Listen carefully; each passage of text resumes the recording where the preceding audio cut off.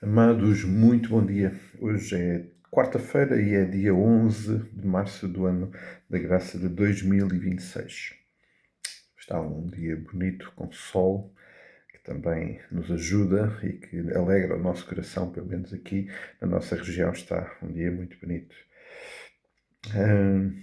Estamos a considerar o Salmo 51, um salmo de Davi, na sequência de um episódio extremamente difícil na vida de Davi, e o que estamos aqui, através desta experiência de Davi, a perceber é como é que vidas que têm a presença do aroma de Cristo, o bom aroma do Senhor presente nas suas vidas, lida com uma realidade desta circunstância que ainda temos de pecar, apesar da nova natureza, da nova identidade, ainda estamos sujeitos ao pecado. Davi teve sujeito ao pecado. E o Salmo 51 é a sua resposta a esta circunstância. Lembrávamos ontem alguns pormenores que, segundo Samuel, capítulo 11 e capítulo 12, registam do seu pecado com Batseba, com tudo aquilo que aconteceu na sequência desse episódio, a intervenção de Natan, o confronto com o seu pecado. E agora Davi reage na presença do Senhor a tudo isso. E os dois primeiros versículos são a manifestação do quebrantamento de Davi. Nada irá acontecer na nossa vida no que diz respeito ao tratamento do nosso pecado se não houver essa reação séria, profunda e transformadora. Ele clama ao Senhor, ele, quebrantado na presença do Senhor, diz: compadece de mim, ó Deus, segundo a tua benignidade, segundo a multidão das tuas misericórdias. Apaga as minhas transgressões, lava-me completamente, purifica-me do meu pecado. E depois, nos versículos seguintes, no versículo 3 a 6, ele vem fazer uma confissão, vem expor o seu arrependimento, mas também reconhecer tudo aquilo que aconteceu. E as palavras do versículo 4 são muito fortes. Pequei contra ti somente o fiz o que é mau perante os teus olhos, de maneira que serás tido como por justo no teu falar. Amados, esta é uma intervenção absolutamente sobrenatural na nossa vida, que o Senhor produz pela ação do seu Santo Espírito no que diz respeito ao tratamento deste assunto. Há coisas que Deus faz na nossa vida que precisam de ser reais, para que este, que é realmente o assunto mais difícil da nossa vida, o mais destrutivo, o mais doloroso, que é lidar com o nosso pecado, há coisas que só o Senhor pode fazer, há coisas que Ele faz, de facto,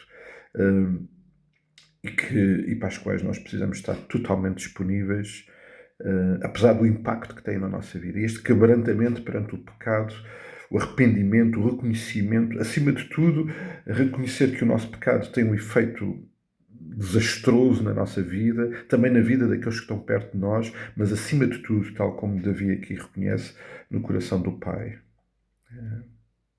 Creio que nada colocará tanto sofrimento e tristeza no coração do Pai do que o nosso pecado. E isto é tão importante que Ele deu o seu próprio Filho para que pudéssemos ser livres, libertos, justificados deste pecado. Mas, amados, esta é uma imagem muito semelhante àquela que o Senhor Jesus, na parábola do filho pródigo, registra. Lá em Lucas 15 temos esse registro.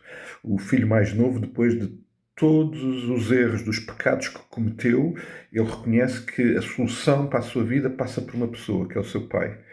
E por isso ele, no versículo 18, diz: levantar-me-ei, irei ter com o meu pai, e lhe direi: pequei contra o céu e diante de ti, já não sou digno de ser chamado teu filho, trata-me como um dos teus trabalhadores. E levantando-se foi para o pai, e quando o pai o avistou, compadecido dele, o abraçou e o beijou.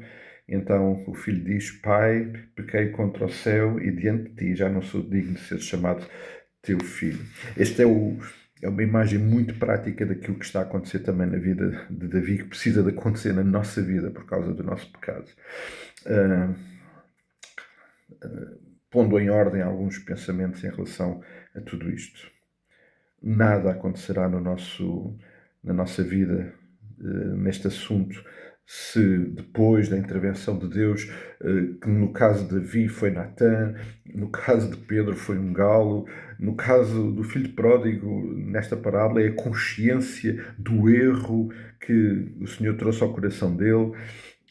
Deus vai fazer esse confronto no nosso coração, mas nada irá acontecer na nossa vida se perante esse confronto não houver quebrantamento, arrependimento, confissão e, acima de tudo, reconhecer que só Deus pode resolver este problema. Deus é a única solução para o nosso pecado. Não há outra solução. Sem desculpas.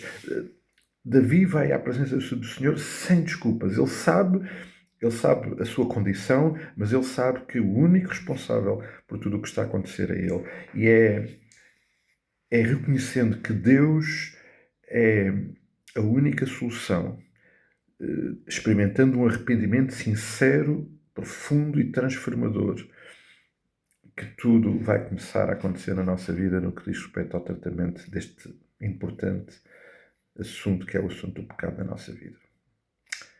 Eu espero que nós possamos refletir seriamente sobre isto. Isto não, mais uma vez, lembrar que o assunto não é Davi, nem o pecado de Davi. Este assunto aqui é a minha vida, o meu pecado. Isto é algo muito pessoal, que precisa de ser cuidado por cada um de nós na presença do Senhor. Que Ele continue a abençoar a nossa vida, que Ele nos dê um dia muito abençoado. E precisamos tanto de depender do seu cuidado que precisamos também de orar uns pelos outros. Vamos fazer isso. E que o Senhor seja honrado e glorificado nas nossas vidas. Um forte abraço e até breve.